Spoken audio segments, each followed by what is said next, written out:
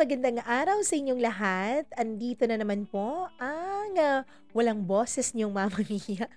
Kahit medyo masakit yung lalamunan natin, push pa rin tayo ng push para sa panibago nating kwento na ihahatid sa inyo ngayong araw. Naway pagpasensyahan niyo na yung boses ni Mama Mia at naway ipag-pray niyo rin yung boses ko na sana'y bumalik na. Wala naman akong masyadong ubo na pero masakit pa rin ang lalamunan ko. Pero mas masakit pa rin nung iwanan niya ako. Charot lang. Anyways, hello sa inyong lahat. Maraming salamat po sa inyong pakikinig. At maraming salamat sa mga nagbabalik nating mga subscribers, sa mga nagbabalik nating mga listeners and viewers. Maraming thank you po sa inyong lahat.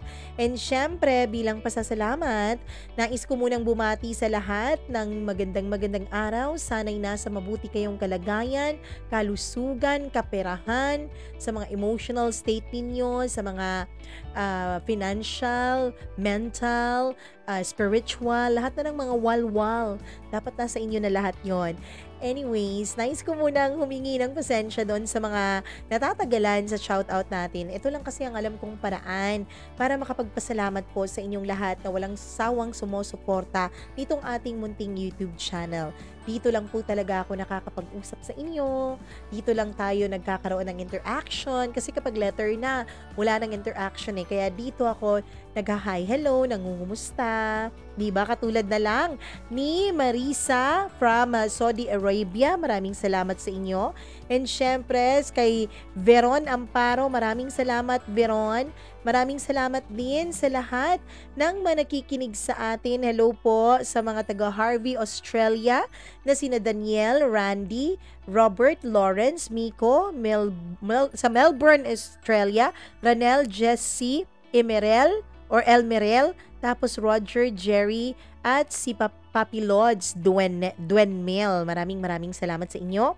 And syempre, kay Maricel Sanchez, Sally Buma, maraming salamat. Riza Lopez, pasensya na po, medyo bulol. Riza Lopez, maraming salamat sa iyo. Joanne Belio Celio, maraming salamat sa iyo.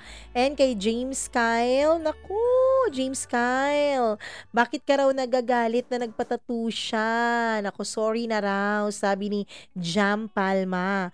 Hello Mama Mia from UGC, JM Shang, Ed and Rosie.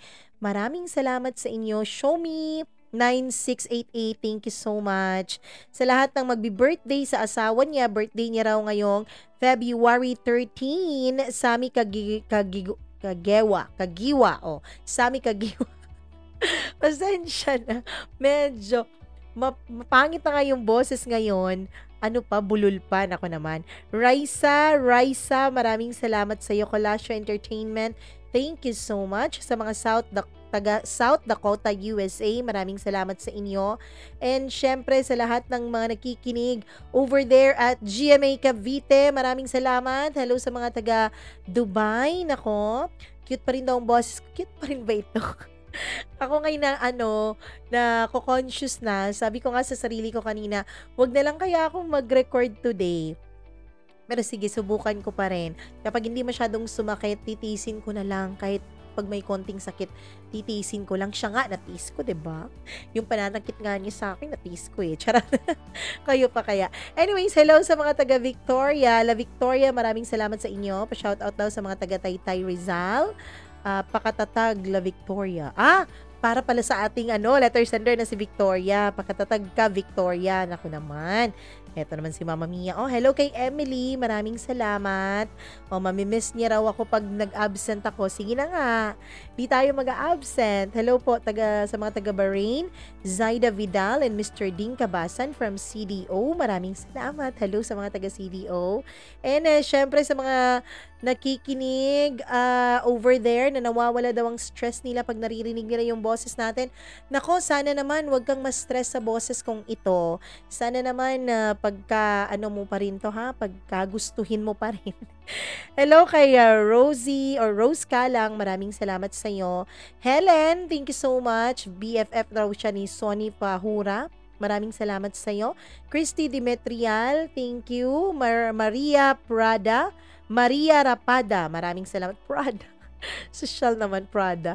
Hello naman kay Candeo Hindi ko alam kung paano basahin yung ano mo, yung pangalan mo. Hello sa mga taga Jensan, maraming salamat po.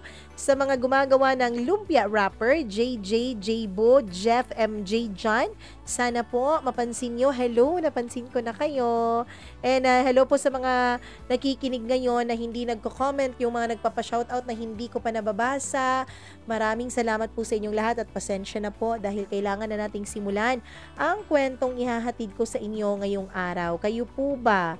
Meron po ba kayong nagawang pagkakasala na nais nyo sanang bumawi pero hindi na kayo nabigyan pa ng pagkakataon para bumawi sa taong ginawan nyo ng malaking kasalanan? Naku, ating pakinggan ang storya ni Harold dito lamang sa inyong paboritong programa, ang Dear Mama Mia.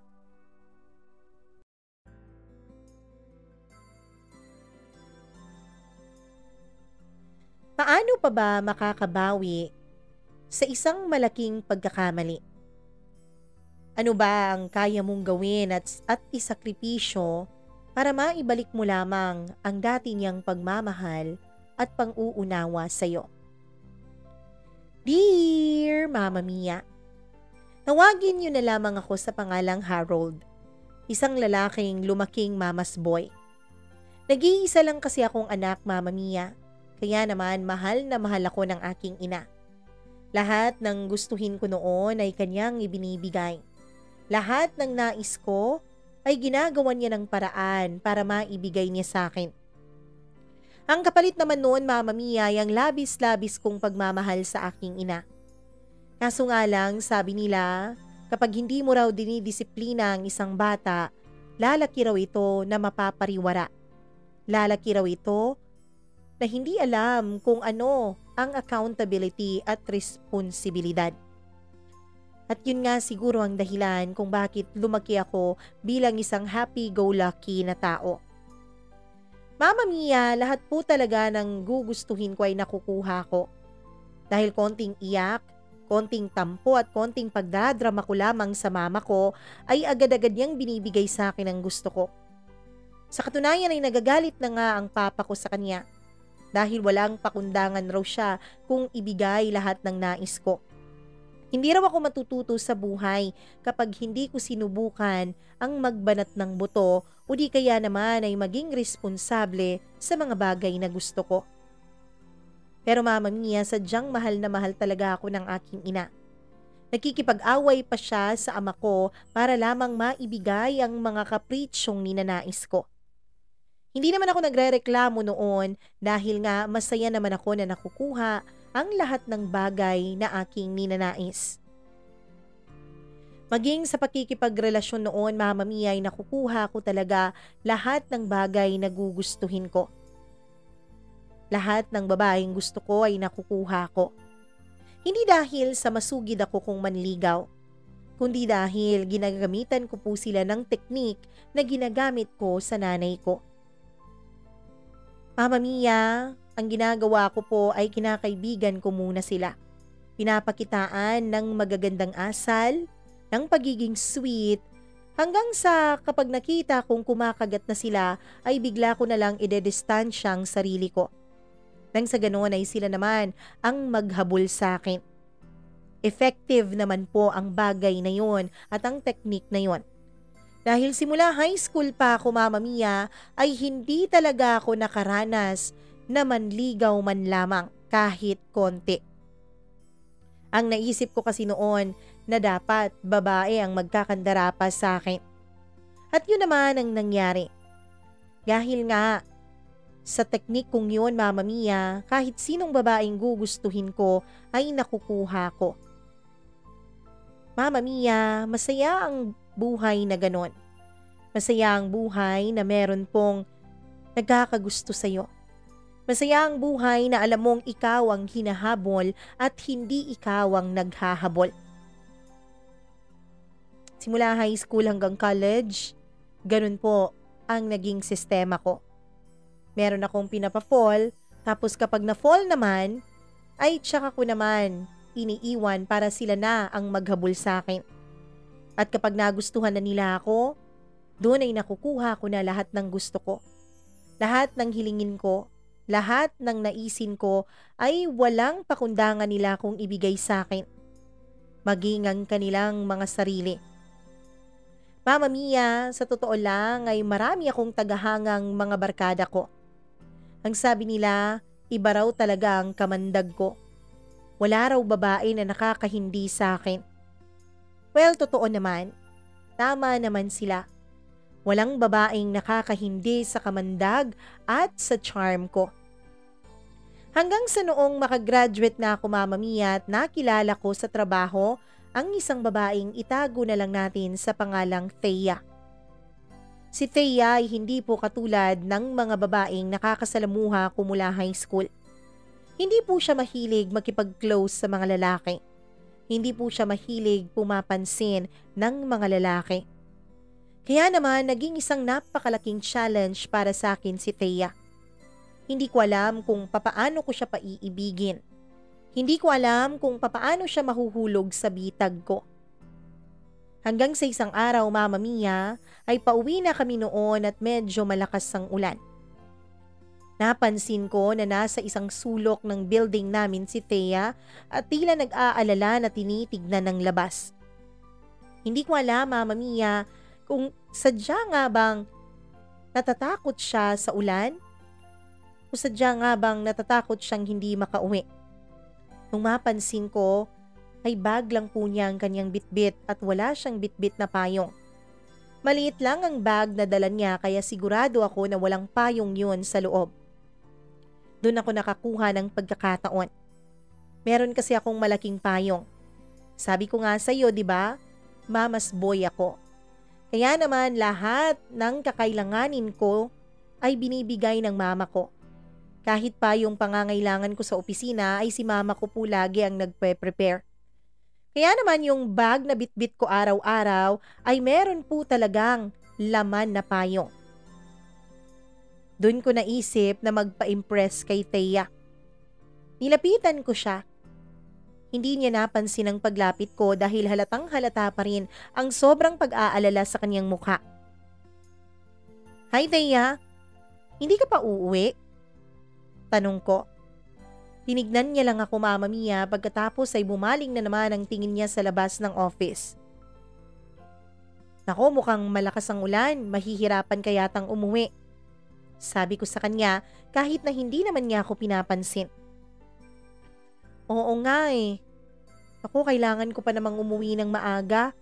Hindi kasi ako nakapag-prepare ng gamot ng mama ko kaya kailangan talaga na makauwi ako. Paano siya makakainom ng gamot on time kapag ganito? Kung susugod naman ako sa ulan, pihadong mababasa ako at yung mga gamit ko. Wala rin sigurong magpapasakay sa akin na bus o di kaya naman ay jeep. Kapag basang-basa na ako. Sabi niya na hindi ko alam kung sino ang kausap. Ako ba? O ang kanyang sarili? Kaya naman inassume ko na lang na sa akin siya nakikipag-usap. Well, kung mamarapatin mo, meron akong bitbit na payong pero iisa lang to. Pero malaki. Pwede kitang ihatid sa inyo kung gusto mo. O di kaya naman ay pasakayin kita sa sakayan ng bus o di kaya naman sa jeep. Sabi ko na pilit pinapakasywal ang tinig ko. Talaga? Sige, ihatid mo na lang ako dyan sa may sakayan ng bus. Salamat ha. Ako, hulog ka talaga ng langit. Sabi niya sa akin. Kaya naman Mama Mia ay inaya ko na siya. Sabi ko ako nang magbibitbit ng bag niya nang sa ganon ay hindi naman yun mabasa ng ulan. Pumayag naman siya.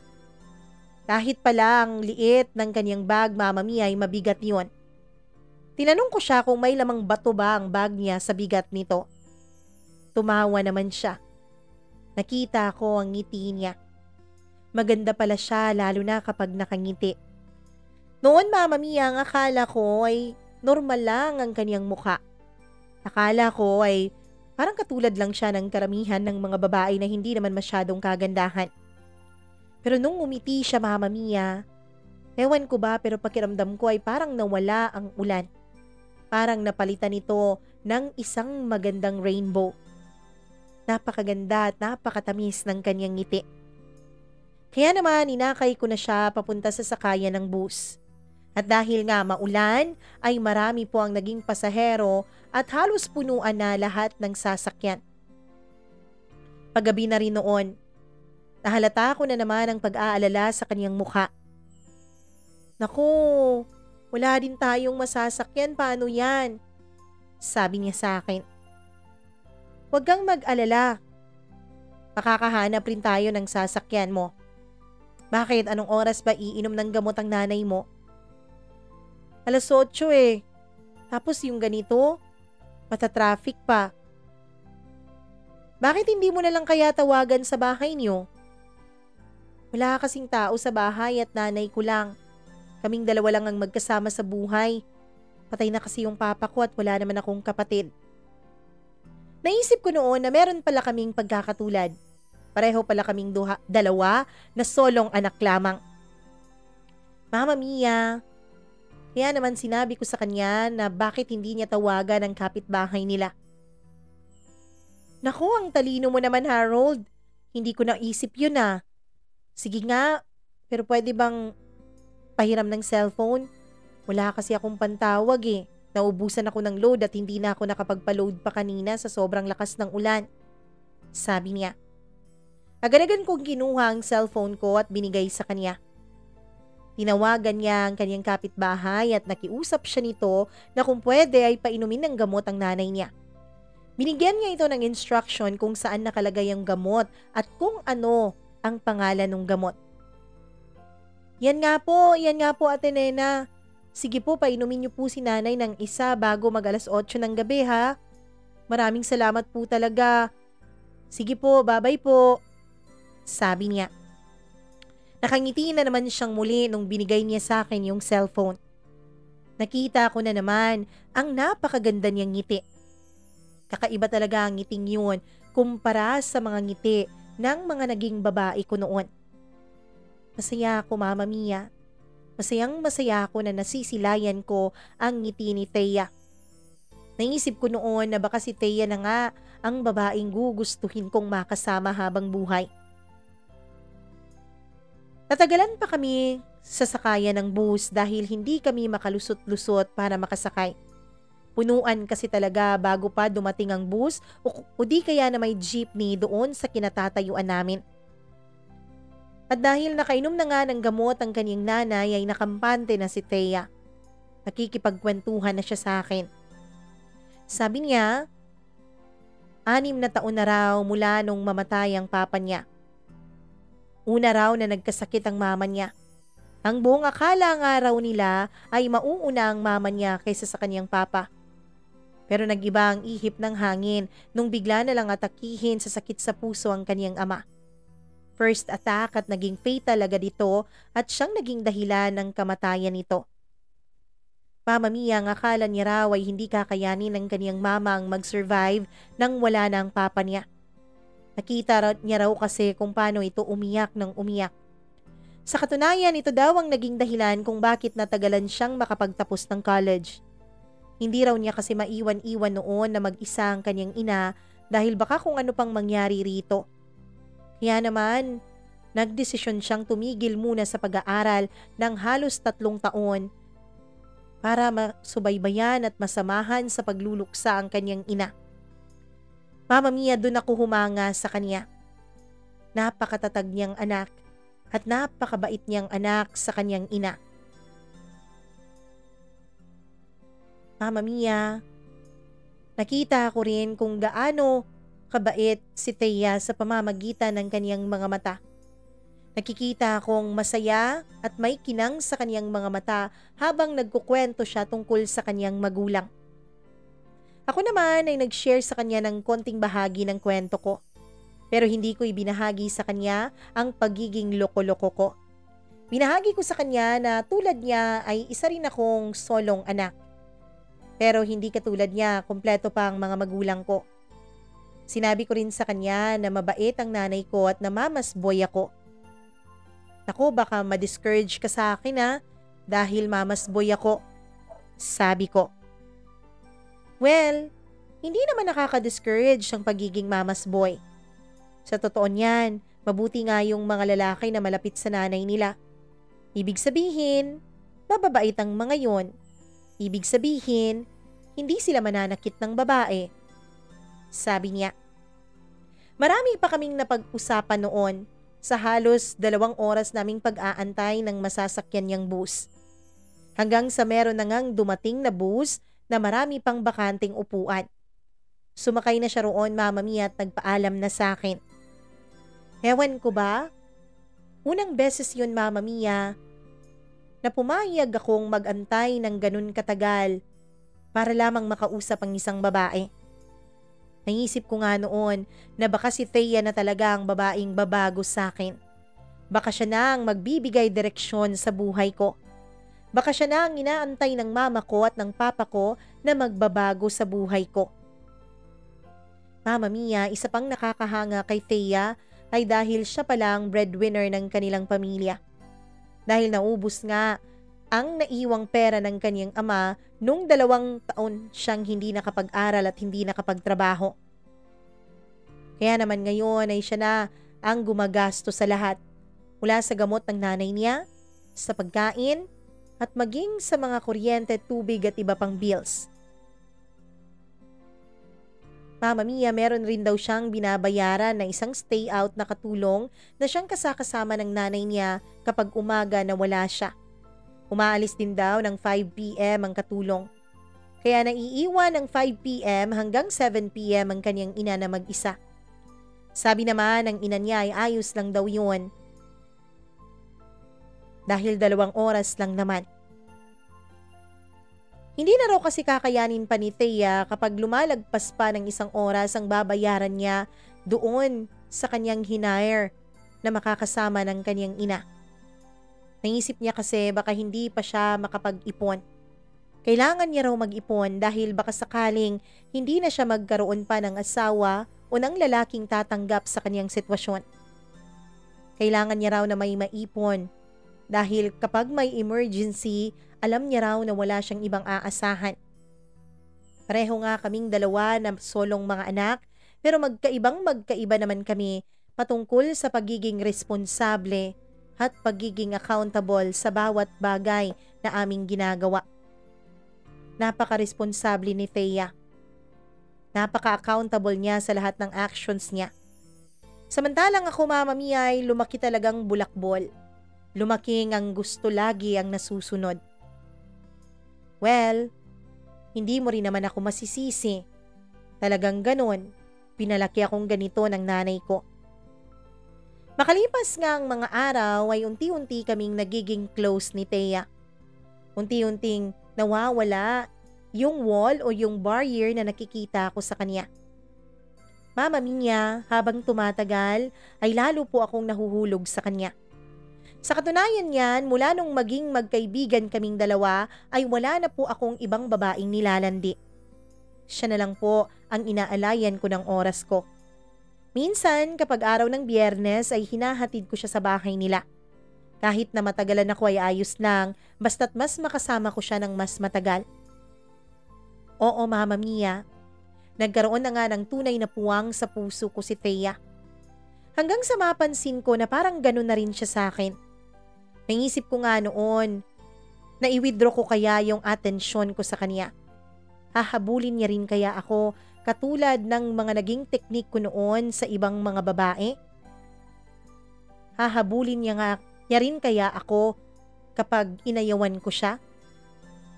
Pero sa unang pagkakataon, Mama Mia, ay natakot ako na baka hindi niya ako habulin. Natakot ako, Mama Mia, na baka magbago siya. Na baka hindi niya rin ako papansinin kapag hindi ko siya pinapansin. Natatakot ako noon, kaya naman hindi ko ginawa sa kanya ang mga ginagawa ko noon sa ibang mga babae. Mama Mia, first time ko pong matakot na mawala ang atensyon ng babae sa akin. First time ko pong matakot na baka hindi niya ako habulin. First time akong makaramdam ng ganon, kaya naisip ko na baka si Thea na nga ang babaeng inilaan ng tadhana para sa akin. Hanggang sa isang araw ay tinanong ako ni Thea, Harold, ano ba talagang meron tayong 2? Ano ba talaga ang plano mo sa atin? Doon ay hindi ko alam kung paano yon sasagutin. Ano? Anong ibig mong sabihin? Pagmaang-maangan ko pa. Kasi Harold, lahat sila nagtatanong kung tayo na ba. Kasi para raw tayo na. Napaka-sweet mo raw kasi sa akin. May pabulaklak at pa-chocolates ka pa kapag birthday ko, di kaya naman ay Valentine's Day. Meron ka ring mga pakonti-konting sorpresa na mga pagkain sa akin. Ano ba talaga tayo? Ano ba talaga ako sa'yo? Tanong niya sa akin. Thea, hindi ko alam kung maniniwala ka pero importante ka sa akin. Hindi ko alam kung maniniwala ka pero tanging ikaw lang ang babaeng ginagawan ko ng ganito. Ikaw ang kauna-unahang babaeng binigyan ko ng bulaklak. Ikaw ang kauna-unahang babaeng binigyan ko ng mga sorpresang tsokolate at kung ano-ano pa. Hindi ko nga alam kung paano ko nagagawa ang mga ganito. Alam ko na marami ka nang naririnig tungkol sa akin. Alam ko na marami ka nang naririnig na mga chismis tungkol sa pagiging babaero ko. Pero hindi naman talaga ako babaero, Thea. Ang totoo niyan, babae naman talaga ang lumalapit sa akin. Pero ikaw, kakaiba ka. Hindi ko lubos maisip na may isang babaeng magagawa kong ligawan. Ano? Ligaw? Nanliligaw ka sa akin? Tanong niya. Oo, bakit? Hindi pa ba obvious? Ano sa tingin mo yung pagbibigay ko sa'yo ng bulaklak? Hindi pa ba yun panliligaw sa'yo? Naku Harold, pasensya ka na ha. Wala ka kasing sinasabi eh.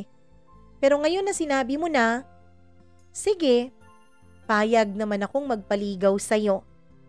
Nakangiti niyang sagot sa akin. Doon Mama Mia ay lumiwanag na naman ang buhay ko. Talaga? Pero pwede bang sagutin mo muna ako at araw-araw kitang liligawan? Sabi ko sa kanya. Tumawa siya at lumabas lalo ang kanyang angking ganda. Nako, napakasigurista mo Harold ah. Anong gusto mo? Sagot muna bago ligaw? Paano kapag hindi kita sinagot? Hindi ka naman liligaw sa akin. Sabi niya na kunwari ay nagtatampo pa. Naku, hindi naman sa ganon. Gusto ko lang talaga na maging tayo muna. Kasi matagal-tagal na rin naman na may nararamdaman ako sa'yo. Mahal kita, Thea. I love you. Mahal din kita, Harold. Simula pa nung una mo akong nilapitan. Pagkasabi niyang yun sa akin, Mama Mia, ay bigla ko siyang niyakap. So tayo na? Tanong ko. Okay, tayo na. Pero sana unawain mo yung mga responsibilidad ko sa mga magulang ko ha. I mean sa mama ko. Yun kasi ang pangako ko sa papa ko nung mamatay siya eh. Na kailanman ay hindi ko pababayaan ang aking ina. Huwag kang mag-alala, Thea. Naiintindihan ko yan. Mama Mia, mula nga nung araw na yon ay naging kaming dalawa ni Thea. Masaya ako. Masayang masaya. First time kong naging masaya noon. At lalo pa akong naging masaya, Mama Mia, nung wala pa kaming 1 month ay sinabi na ni Thea sa akin na ibibigay niya sa akin ang kanyang pagkababae. Sigurado ka ba, Thea? Sigurado ka ba sa desisyon mong yan? Tanong ko. Bakit, ayaw mo ba? Sige, kung ayaw mo, wag na lang. Sabi niya sa akin. Naku, hindi naman sa ganon. Sa katunayan ay gustong gusto ko. Ang akala ko lang ay baka napipilitan ka. Ayoko kasi na napipilitan ka lang eh. Harold, mahal kita. Alam kong mahal mo rin ako. Ramdam ko yun. Kaya naman, ibibigay ko sa iyo ang isang bagay na tanging sa lalaking aking makakasama habang buhay ko lang dapat ibigay. Kasi Harold, naniniwala ako na ikaw na ang lalaking para sa akin. Pagkasabi niyang yun, Mama Mia, ay niyakap niya ako. Pagkatapos ay muli niya akong hinalikan. At nung gabi ngang yun, Mama Mia, ay umalis kaming dalawa at hindi kami umuwi sa kanila. Tinawagan niya muna yung nagbabantay sa mama niya at pinakiusapan na kung pwede ay hanggang umaga itong magbantay sa kanyang ina. Buti na nga lang at lang noon yung kanyang tagabantay at pumayag naman ito. Mama Mia, masaya ako. Masaya ako nung araw o nung gabi na binigay sa akin ni Thea ang kanyang pagkababae. Harold, mahal na mahal kita. Sana wag mo kong sasaktan ha. Sana lagi mong piliin na mahalin ako. Sabi niya. Huwag kang mag-alala. Hinding-hindi kita sasaktan at hinding-hindi kita pababayaan. Mama Mia, buong puso at buong kaluluwa ngang binigay sa akin ni Thea ang kanyang pagkababae. Dun ko nga nalaman na ako pala ang nakauna sa kanya. Kakaiba nga siya talaga sa mga babaeng nakilala ko. Siya ang kauna-unahang babaeng naangkin ko na ako pa lang ang lalaking nakaangkin, Mama Mia. Mas lalo pa akong sumaya nung araw na yon. Napakasaya pala talaga kapag napagkatiwalaan ka ng taong minamahal mo. Oo, Mama Mia. Naisip ko nga noon na minamahal ko nang talaga si Thea. Marami kaming mga naging pag-aaway sa aming relasyon. Hindi perpekto ang relasyon namin. Maraming selosan dahil dun ko nalaman, Mama Mia, na may pagka-insecure pala itong si Thea. Lahat na lang ng babaeng napapalapit sa akin ay pinagsiyasilosan niya. Lahat na lang ng babaeng kinakausap ko ay ginagawan niya ng isyo. Nung una ay cute pa, nung una ay ayos pa sa akin. Pero habang tumatagal, naiisip ko, Mama Mia, na mukhang hindi na healthy ang pagiging insecure niya. Kaya yun talaga ang halos araw-araw naming pinag-aawayang dalawa. Yun talaga ang halos araw-araw na siyang nagiging mitsa ng aming relasyon. Ilang beses din kaming nag-away. Ilang beses din kaming nagkahiwalay. Pero sadya nga sigurong hindi namin kinakaya na mapalayo kami sa isa't isa. Kahit ilang beses na kaming naghiwalay, Mama Mia, ay hindi pa halos lumalagpas ang 2 araw at muli na naman naming namimiss ang isa't isa. Kaya naman nagkakabalikan rin kami. Hanggang sa sumapit na ang aming 4th anniversary. Nung araw na yon ay naisip ko na ipakilala na si Thea sa mga magulang ko. Mama Mia, unang nakilala ni Thea ay ang aking ama dahil si Papa lang ang nasa bahay nung dumating kami. Nung makilala nga ni Papa si Thea at nung malaman nito ang pagiging responsable nitong anak, ay humanga si Papa. Naging masaya ang Papa ko. Ang sabi niya, match made in heaven raw kaming dalawa ni Thea. Nasadya nga siguro kaming pinagkaisa ng Panginoon para magturuan kami ng mga leksyon sa isa't isa. Masaya ako dahil tanggap ng Papa ko si Thea. Pero kabaliktaran naman nung dumating ang mama ko. Hindi niya po pinakitaan ng maganda si Thea. Mama Mia, sinupladahan po ng mama ko si Thea nung araw na nakilala niya ito. Marami siyang naging tanong na kung minsan ay pang-iinsulto na. Una niyang pinansin ay ang pananamit ni Thea at ang katawan nito. Medyo tabain kasi talaga si Thea, Mama Mia. Malaki ang kanyang mga braso pero kailanman ay hindi naman yun naging issue sa akin. Kahit pa sabihin natin na ang kilala ng iba na mga girlfriends ko noon ay mga magaganda talaga. Hindi naman yun kahit kailan naging issue dahil hindi naman yun ang nagustuhan ko kay Thea. Pero maraming panlalait na sinabi ang nanay ko sa kanya lalo na nung wala na si Thea sa harapan namin at naihatid ko na sa bahay nila. Mama naman, bigyan mo naman ng chance si Thea. Mabait yun. Sabi ko. Oo nga naman. Alam mo bang siya lang ang tanging babaeng nagustuhan ko para dyan sa anak mo? Responsable. Yang anak mo ay responsable. O baka maturuan siya ni Thea na maging responsable. Sabi ni Papa. Naku, wag niyo nga akong pagtulungan dalawa. At saka, ano ka ba Harold? Ang dami-daming nagkakagusto sa iyong babae na mga magaganda. Bakit dun ka pa? Bukod sa hindi naman masyadong kagandahan, malaki pa ang katawan. Mukhang napabayaan sa kusina sabi ni Mama. Alam ko noon Mama Mia na kailanman ay hindi talaga ako mananalo kapag nakipagtalo pa ako sa mama ko. Kaya naman, hindi na lang ako umimik pa. Ang sabi ko sa kanya, balang araw ay makikita niya rin ang lahat ng mga nakikita ko kay Thea. Pero Mama Mia, sa araw-araw na panlalait ni Mama kay Thea sa harapan ko, ay para bang naaapektuhan na rin ako. Nung una ay pinaglalaban ko pa siya kay Mama. Pero habang tumatagal Mama Mia, ay naikukumpara ko na si Thea sa mga naging ex ko noon. Tama nga si Mama. Hindi nga masyadong kagandahan si Thea. Hindi pa marunong manamit at manang na manang pa. Isa pa sa mga hindi ko nagugustuhan sa kanya ay ang kanyang pagkamahilig sa pagkain. Kapag nagkikita kaming dalawa, ang tanging naiisip niyang bonding ay ang kumain.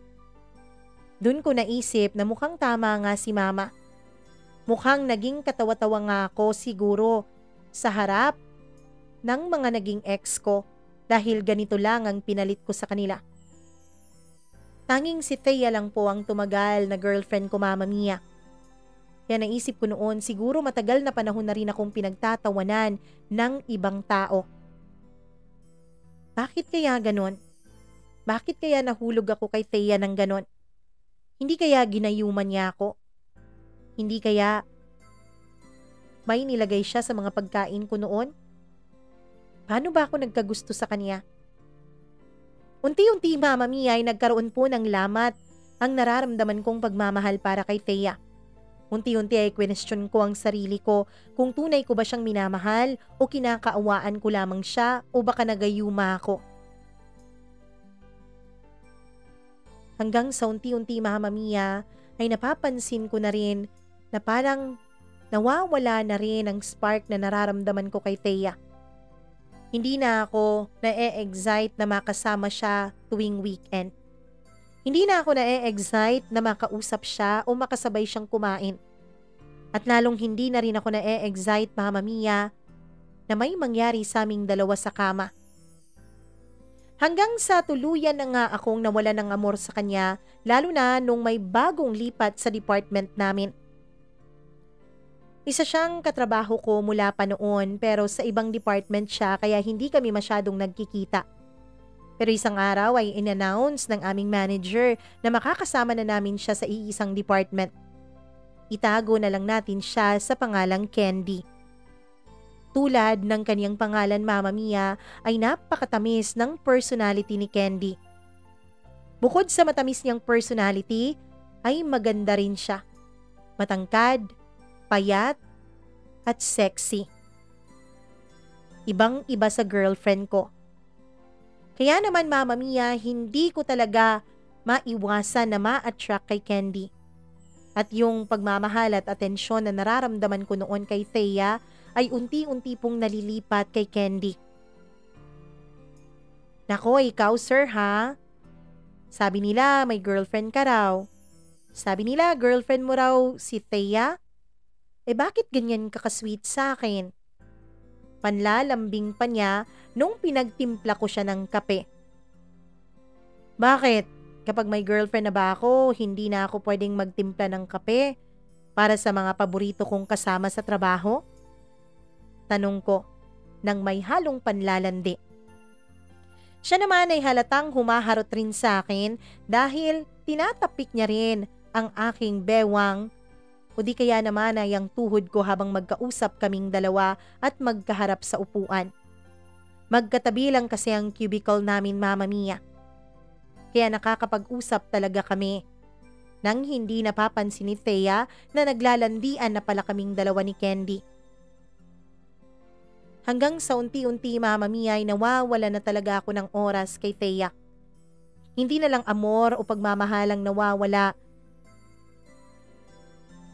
kundi pati na rin ang oras ko sa kanya. May mga pagkakataon na hindi ko na rin siya hinahatid sa sakayan ng bus. May mga Fridays na hindi ko na siya hinahatid sa bahay nila. Nagdadahilan ako na may gagawin kami ni Mama. Pero ang totoo ay kasama ko lang si Candy na gumagala sa kung saan-saan sakay ang motor na bago kong bili. Ewan ko ba Mama Mia, pero mula nung makilala ko si Candy ay gusto ko na lagi na na-e-impress siya sa akin. Kaya naman bumili ako ng bagong motor. Yung motor na nakakapogi. Para nang sa ganon ay maigala ako si Candy kahit anong oras at kahit saan ko man gustuhin. Si Candy naman ay baliwala lang sa kanya na may girlfriend ako. Sabi niya, tanggap niya raw na merong Thea. Pero sana kapag dumating ang panahon na sigurado na raw ako sa kanya, ay baka pwedeng hiwalayan ko na raw si Thea. Mama Mia, yun naman ang nangyari. 3 buwan matapos nga kaming mag-umpisang maging close ni Candy, ay naisipan kong tapusin na ang lahat sa aming dalawa ni Thea. Isang araw ay tinawagan ko siya sa cellphone niya. Sabado noon, kaya naman hindi kami nakatakdang magkitang dalawa. "Hello Harold?" Sabi ni Thea sa kabilang linya na umiiyak. "Mabuti naman na tumawag ka, mahal. Kailangan na kailangan kita eh." Sabi nito. "Naku, may lakad ako. May gusto lang sana akong sabihin sa'yo eh." "Mahal, si Mama." Pagkasabi niyan noon, Mama Mia, ay bigla akong nawalan ng lakas ng loob para aminin sa kanya na makikipaghiwalay na ako. "Bakit? Anong nangyari sa mama mo?" Tanong ko. "Nasa ospital kami ngayon kasi bigla lang siyang nawalan ng malay eh at bumagsak sa sahig." Sabi niya na umiiyak pa rin. "O sige, saang hospital ka ba? Pupuntahan kita." Sabi ko. Biglang nawala sa isip ko ang pakikipaghiwalay ko sa kanya, Mama Mia. Biglang naisip ko noon na tsaka na lang kapag maayos na ang kanyang nanay. Pinuntahan ko siya sa ospital at agad niya akong niyakap.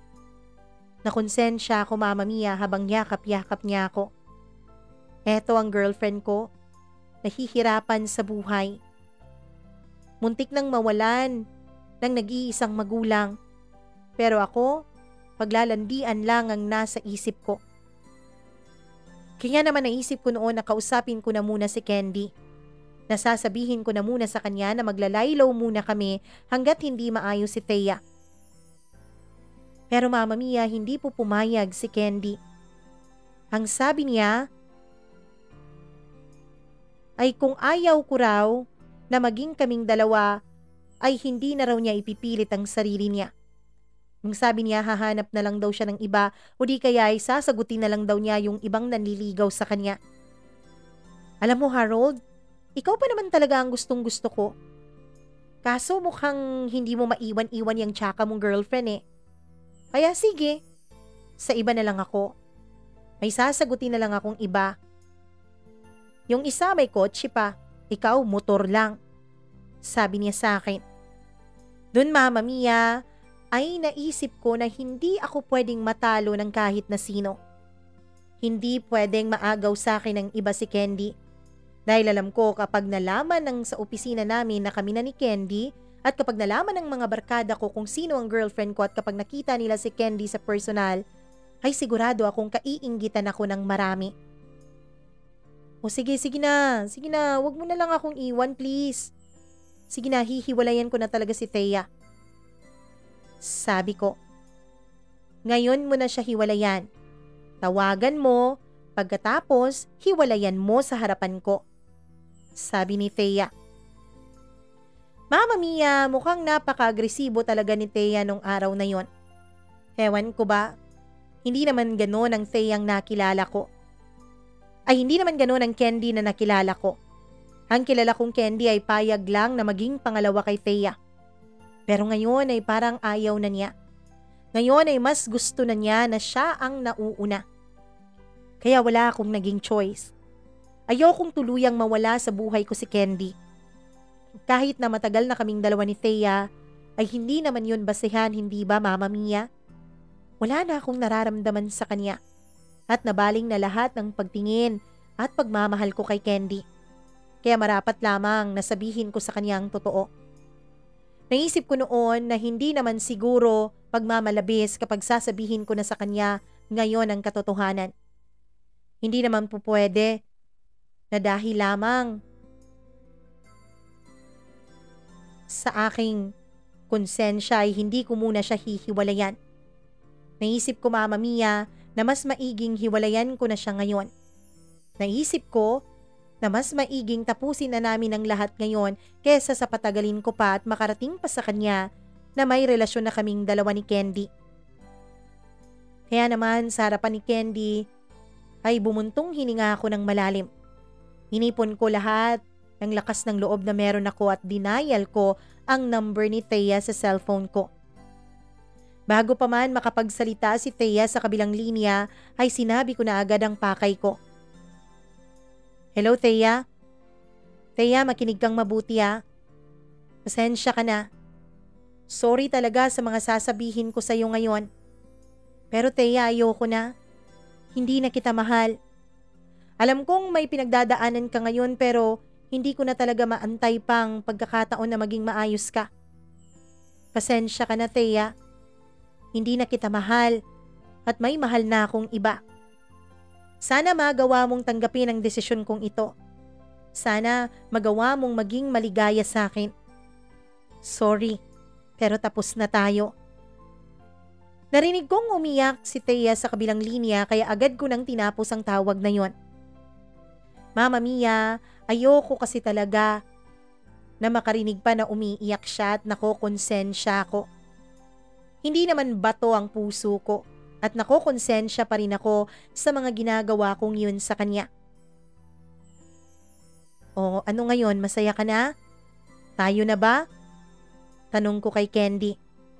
Agad niya akong kinabig ng halik at hinalikan ng malalim. Oo naman.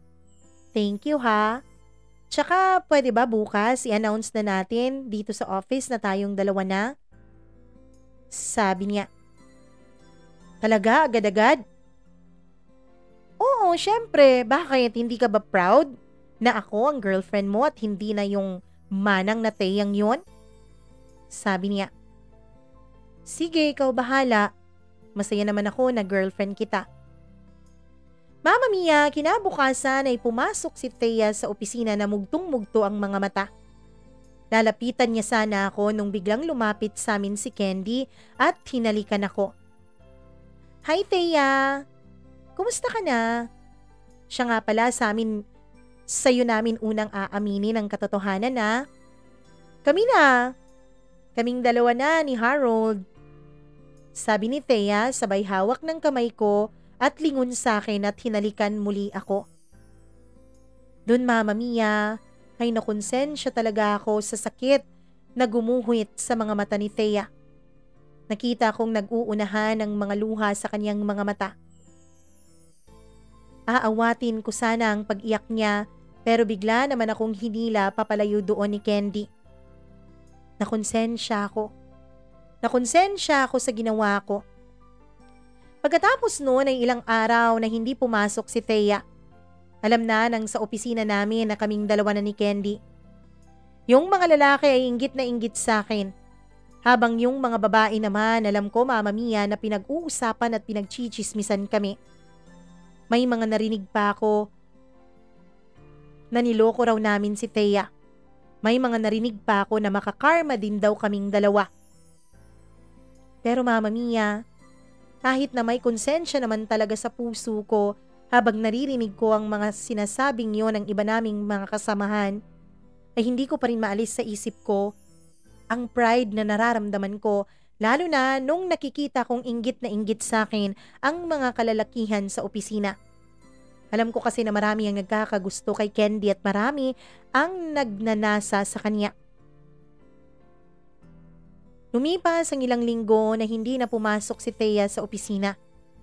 Hanggang sa isang araw ay hindi ko na natiis na tanungin ang best friend niya na kalapit niya ng cubicle. Ann, nasaan nga pala si Thea? Bakit mag-iisang linggo ko na siyang hindi nakikita? Tanong ko. At concern ka pa talaga sa kaibigan ko, no? Pagkatapos mo siyang lokohin? Sabi niya na may halong pangungot siya. Naman. Alam mo namang nagmahal lang ako at hindi ko naman sinasadya yun. Tinawanan niya ako ng sarcastic, Mama Mia. Nagmahal o naglandi? Well, kilala namang malandi ang girlfriend mo kaya hindi na talaga ako nagtataka. Sinabi ko naman kasi kay Thea nung una pa lang na malandi kang lalaki. Pero nagpadala siya sa mga masatamis mong salita. Nagpadala siya sa sinabi mong siya ang una mong niligawan. Ewan ko ba dun sa kaibigan ko? Masyadong martir. Sige na, nasaan nga si Thea? Bakit hindi siya bumabalik? Alam mo kung nasaan si Thea? Nandun sa lamay ng nanay niya. Alam mo bang isang araw matapos mo siyang hiwalayan? Matapos niya kayong nakitang naghahalikan ni Candy? Ay namatay ang mama niya? Alam mo bang nung tinawagan mo siya at brinake sa cellphone ay naghihingalo noon ang mama niya at kailangan na kailangan ka niya? Alam mo ba lahat ng yon? Siyempre hindi, kasi inuna mo yung landi mo. Sabi ni Ann. Dun, Mama Mia, ay nilukuban ako ng kakaibang konsensya. Hindi ko alam kung ano ang naiisip ko noon. Pero ang tanging nasa isip ko, Mama Mia, ay kailangan kong puntahan si Thea. Kailangan kong sabihin sa kanya na nagsusorry ako at nagsisisi ako sa ginawa kong pang-iiwan. Pero hindi ko naman siya pwedeng balikan dahil hindi ko na siya mahal.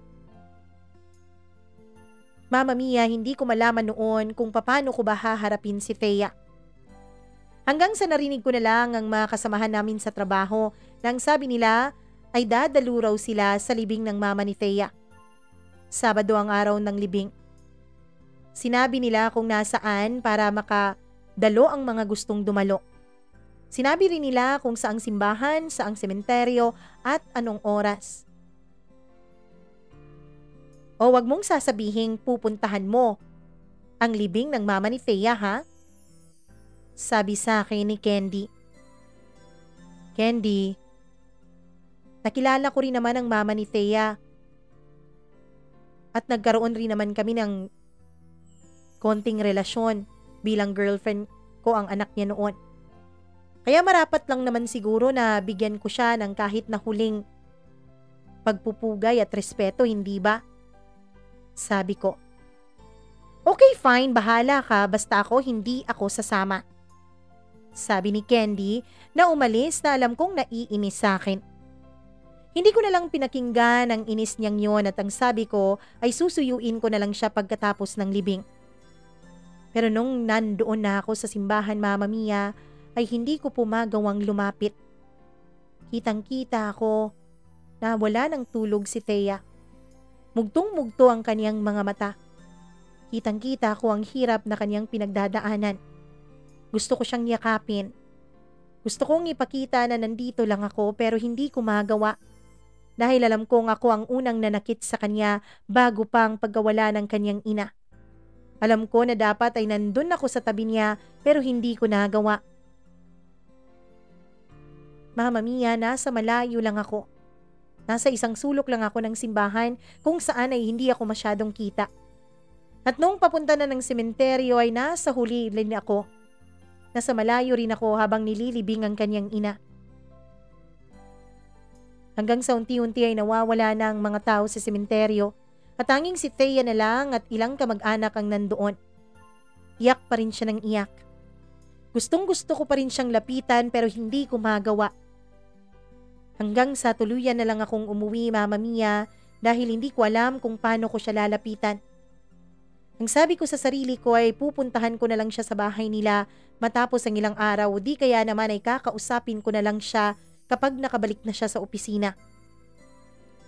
Lumipas ang mga araw at linggo pero hindi pa rin bumabalik si Thea. Hanggang sa nabalitaan ko na lang, Mama Mia, na nag-resign na pala siya sa trabaho. Pinuntahan ko siya sa bahay nila dahil gusto ko siyang kausapin. Gusto kong sabihin sa kanya na nagsisisi ako sa ginawa ko. Mama Mia, habang nangyayari ang lahat ng ito ay nagkakalabuan din kaming dalawa ni Candy.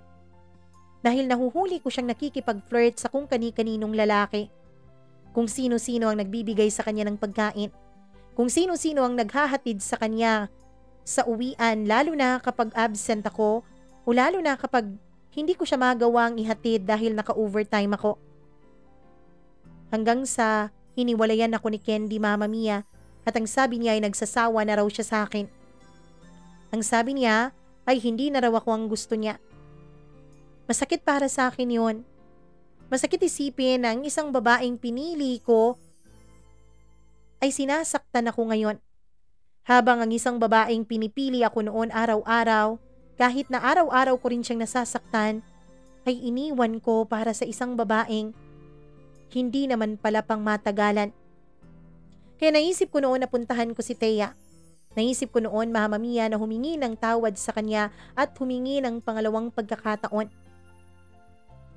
Pero pagdating ko sa bahay nila ay wala na siya doon. Ang sabi ng kanilang mga kapitbahay ay binenta na raw ang bahay na yon dahil ipinambayad daw ni Thea sa mga bills nito sa ospital nung na-ospital ang kanyang ina. Na-ospital din daw si Thea 2 linggo matapos mailibing ang kanyang ina dahil sa pagtatangka nito sa kanyang sariling buhay. Doon ay mas lalo akong nakonsensya, Mama Mia. Mas lalo kong naisip na hanapin si Thea. San ko kaya siya hahagilapin? Pero kahit anong hanap ko ay hindi ko siya makita. Kahit anong hanap ko ay walang Thea na nagpapakita sa akin. Naisip ko noon, Mama Mia, siguro nga ay hindi na kami muli pang magkikita ni Thea. Siguro nga ay wala nang pagkakataon para makahingi pa ako ng tawad sa kanya. Lumipas ang mga linggo hanggang sa naging mga buwan. Hanggang sa, Mama Mia, hindi na rin ako nakahanap ng panibagong babae na gugustuhin kong makasama. Kung sino-sino na ang nireto sa akin ng mama ko pero wala talaga akong gana.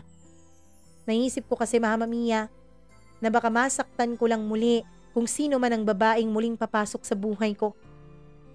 Hanggang sa isang araw, nasa loob ako noon ng butika at bumibili ng gamot para sa mama ko. Nung may nakatawag ng pansin ko, Mama Mia. Isang pulube, taong grasa na maruming-marumi sa labas. Mataba siya at humihingi ng barya sa mga tao doon pero pinagtatawanan nila. Mama Mia, nung lumabas ako, ay tinawag ako nung taong grasa at humingi siya ng tulong o ng pagkain sa akin. Nalagpasan ko na siya nung bigla ko siyang makilala. Thea? Tanong ko. Tinitigan niya lang ako, Mama Mia. Pagkatapos ay ngumiti siya at humingi ng barya sa akin. May barya ka po? Sige na po, gutom na po ako. Ang mga bagay na nasabi niya sa akin. Hindi ko alam, Mama Mia. Hindi ko alam pero siguradong sigurado ako noon na si Thea yon. Kaya naman hinawakan ko siya kahit maruming-marumi siya. Pero nung hawakan ko siya, Mama Mia, ay nagpupumiglas siya at tumakbo papalayo sa akin. Sumisigaw siya na ako raw ang taong nanakit sa kanya. Sumisigaw siya na ayaw niya na raw akong makita. Mama Mia, tumakbo siya ng tumakbo. Sinubukan ko siyang habulin pero hindi ko na siya nahabol pa. Hanggang sa tuluyan na nga siyang nawala sa aking paningin. Ilang ulit akong bumabalik sa lugar na yon para makita ulit si Thea. Ang gusto ko sana noon, Mama Mia, ay tulungan siya. Mama Mia, nakahanda ako noong gumastos para maipagamot ko lang si Thea. Pero hindi ko na siya nakita pang muli. Hindi ko na alam kung nasaan siya ngayon. Hindi ko na alam kung buhay pa siya, kung may nag-aalaga ba sa kanya o ganun pa rin ang buhay niya. Mama Mia, alam ko na marami ang manghuhusga sa akin. Well, pwede niyong gawin yon dahil ako man Hanggang ngayon ay hindi ko pa rin napapatawad ang sarili ko sa mga ginawa ko sa taong labis akong minamahal noon. Alam ko ako ang may kasalanan ng lahat. Ako ang may sala kung bakit siya nagkaganon. Masakit, Mama Mia.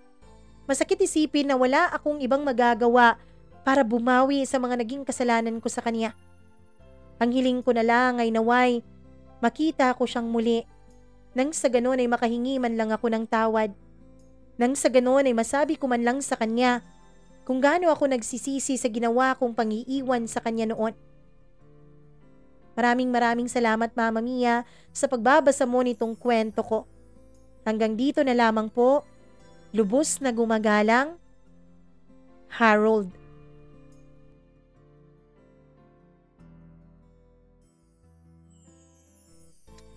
Alam mo kasi, lahat naman tayo ay nagkakamali sa ating buhay.